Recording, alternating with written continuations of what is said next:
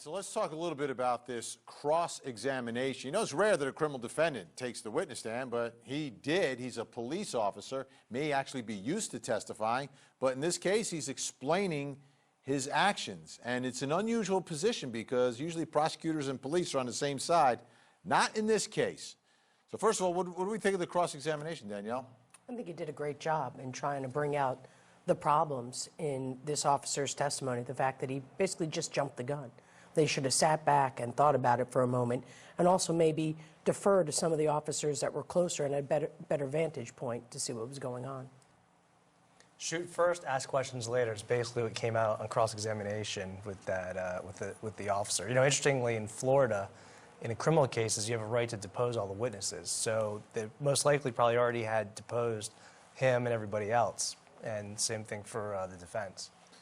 You know, this cross-examination, it's an interesting relationship. Usually prosecutors, rely on officers to do the investigation and testify, and here kind of the tables are turned a little bit.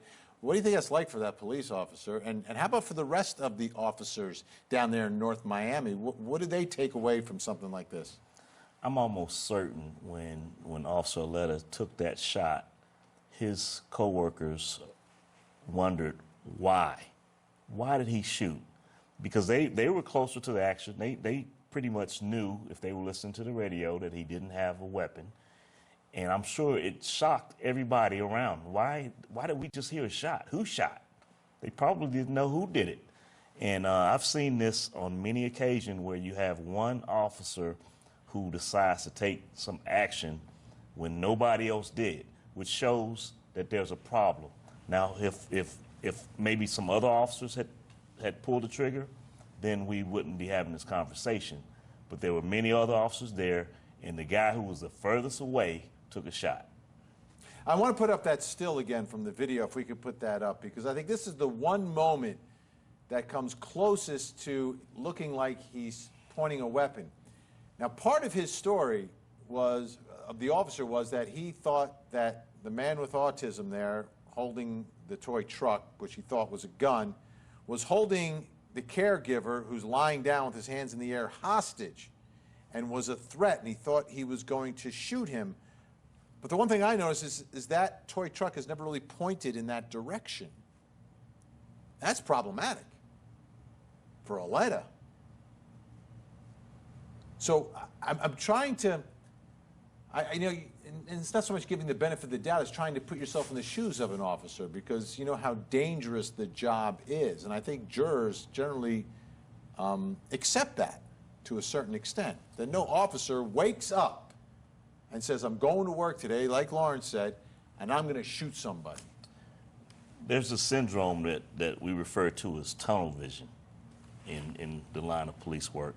And you get that tunnel vision where you don't see anything or you don't hear anything except for what you're paying attention to. And it's quite possible that Aletta was suffering from tunnel vision when this incident occurred. He was, like I said earlier, he was probably overzealous, wanted to be the hero. He wanted to be the guy that saved the day. And he had that tunnel vision, like a horse running down the track. I can't see anything peripheral. And he was so narrowly focused on it, and in his mind, he took that shot, and he thought he was right in that instant. Now what you just said there at the end, to me, gets to the key to most of these police shooting cases, whatever the circumstances are. At the time, they think they're doing what is right. So when do we cross the line from someone's going to work to do their job to now they are committing a crime? Where is that line? When does a police officer cross that line from, hey, my job is to make split decisions like this, and my job is to see what's happening and react and try to protect people and save people from people who I believe are dangerous and perhaps about to do something and cause harm? When do they cross that line? When does that become a criminal situation from I'm just trying to do my job and I made a mistake at work? It's hard to say. I don't think there's a bright line that any of us can say, there's this one bright line out there that we all know the difference. It's a case by case. I mean, clearly, yes, there are very extraordinary situations where we see an officer blindly go off and do the wrong thing. I think this was a questionable situation. I agree with my colleague that he wanted to be a hero.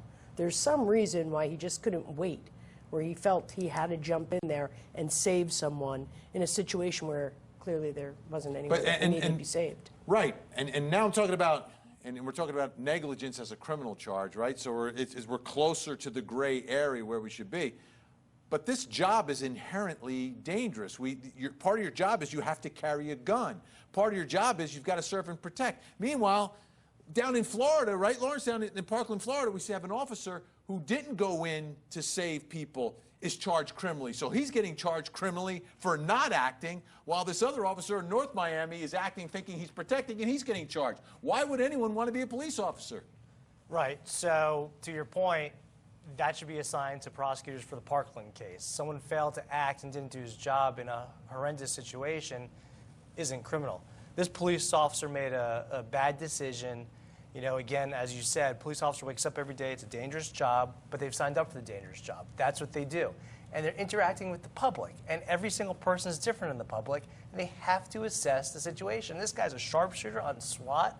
You don't just get to that. I mean, he's had to go through a lot of training, supposedly. It's just very bad judgment. And to Danielle's point, yeah, there's no line. And maybe they overcharged. Well, you said bad. When you say bad judgment, and we say the word negligence, I think, okay, yeah, you sue somebody. Correct. Right. So negligence is. You don't put them in prison. Right. Which is why probably, although it makes me angry to see this happen, because I think it's just gross what happened. Maybe the misdemeanor culpable negligence is really the right charge. The prosecution overcharged it by charging with felony attempted manslaughter, because you have to show some kind of intent or act. I think you have to show that this individual is predisposed to violating people's rights, and that's when you look at his history.